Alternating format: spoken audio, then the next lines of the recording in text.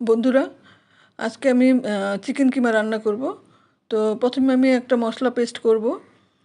দিয়ে দিব টমেটো, পেঁয়াজ, রসুন আর কাঁচা লঙ্কা। সব কিছু একসঙ্গে পেস্ট করে রাখবো।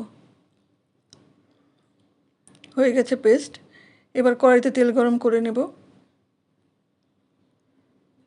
তেল গরম করে ফোড়নে দিয়ে দেব তেজপাতা আর গোটা জিরে। ফোড়নটা ভালো করে ভেজে নেব, তারপর দিয়ে দেব আলু। আমি খুব ছোটো ছোটো করেই আলু কেটেছি। আলুটা কিছুক্ষণ একটু ভেজে নেব।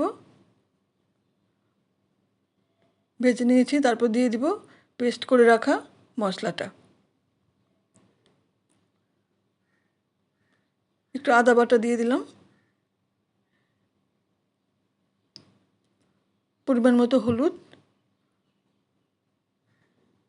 খুব ভালো করে কষাতে হবে। নুন দিলাম পরিমাণ মতো। একটু ভালো করে কষিয়ে নিয়ে আমি চিকেন কিমাটা দিয়ে দিলাম। এবার একসঙ্গে কিছুক্ষণ কষাবো। কষিয়ে আমি ঢাকা দিয়ে দিয়ে এবার ভালো করে আবার কষিয়ে নেব। তাহলে আলু আর মাংস সেদ্ধ হয়ে যাবে।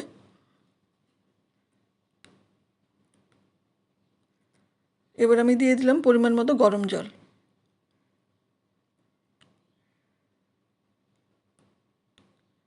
একটু নেড়েচেড়ে আমি আবার ঢাকা দিয়ে রান্না করব।